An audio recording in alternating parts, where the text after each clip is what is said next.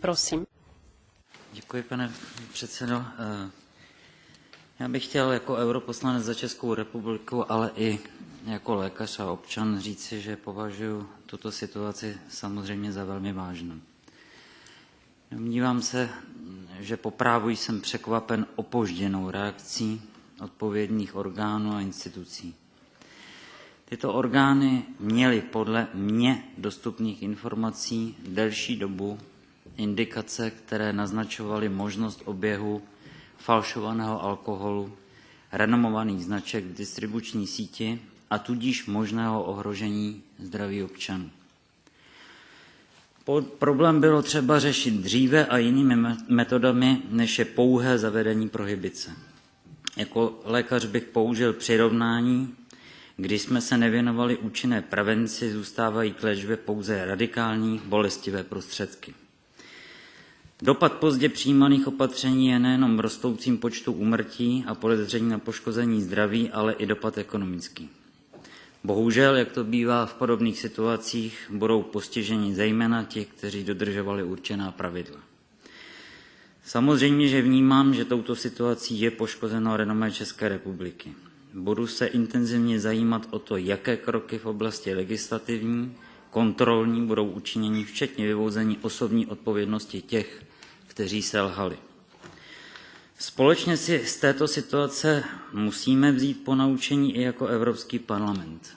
Připravujeme novou směrnici o přeshraničních zdravotních hrozbách, kde musíme ještě více dbát o včasné informování, varování a celém systému spolupráce mezi členskými zeměmi. Toto je velmi draze zaplacené varování pro nás, pro všechny. Chtěl bych se zeptat komise, jako doplněk otázky kolegy Poce, do jaké hloubky byla informována českou stranou o problému a o to, co komise očekává, kromě řečeného od České republiky, zejména o časovou řadu, v jakých termínech. Vielen Dank, Herr Kollege. Als nächstes spricht Milan Cabrnoch. Děkuji, pan kolega Cabrnoch. Děkuji. Vážený pane předsedající, kolegyně a kolegové, katastrofa, nebojím se použít slova katastrofa, která postihla Českou republiku, má tragický dopad na celou zemi a na desítky konkrétních lidí a konkrétních rodin. Nepochybně má svůj dopad ekonomický a nepochybně má svůj mezinárodní rozměr. Chtěl bych zde zdůraznit, že se jedná o zcela mimořádnou situaci, která se nikdy předtím v naší zemi nevyskytla a nikdy jsme ji nemuseli řešit. Při tom řešení čerpáme zkušenosti například z případu Estonska z roku 2001, kde bylo metanolem otráveno 154 lidí, z nich 68 zemřelo, nebo Norska v letech 2002 až 2004, kde bylo otráveno 59 osob. Já jsem požádal před dnešním jednáním o informaci pana ministra zdravotnictví České republiky Leoše Hegera. A z těchto poměrně komplexních a rozsáhlých informací bych rád několik informací sdílel také s vámi. Chtěl bych vás ujistit, že naše vláda podniká razantní opatření. Bylo zde již zmíněno od 12. září zákaz prodeje alkoholu ve stáncích a na volných plochách, od 14. září potom zákaz veškerého prodeje alkoholu, nabízení a konzumace alkoholu nad 20 % obsahu.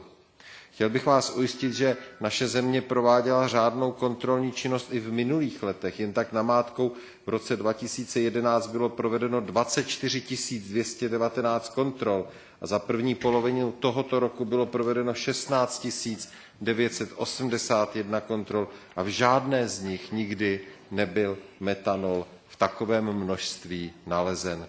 Podle informací odborníků se jednoznačně jedná o metanol, který byl do nápojů přilit, přidán, nejedná se o chybu při pálení alkoholu. Pro vaši informaci bych rád uvedl, což mne samotného dost překvapilo, jak velkém objemu se metanol obchoduje. V roce 2010 do České republiky bylo dovezeno 90,75 milionu kilogramů metanolu. Nejvíce z Německa a v roce 2011 88 milionů kilogramů metanolu, tentokrát nejvíce z Ruska. Jedná se o velice komplexní a složitý problém. Uvědomujeme si, že jedním z aspektů tohoto problému je udržení mezinárodní důvěry v naší zemi a v to, že jsme schopni tuto situaci úspěšně vyřešit. Nejlepší cestou k udržení této důvěry je aktivní komunikace. Já jsem přesvědčen, že je třeba poskytovat včas, úplné, otevřené a aktuální informace a spolupracovat na řešení tohoto tragického problému. Rád bych položil komisi 3 otázky, na některé už bylo víceméně odpovězeno. Za prvé, jakým způsobem probíhá a bude probíhat komunikace mezi Českou republikou, Evropskou komisí a ostatními členskými zeměmi Evropské unie. Za druhé, jakým způsobem komise pomůže a podpoří Českou republiku a ostatní země při řešení této situace.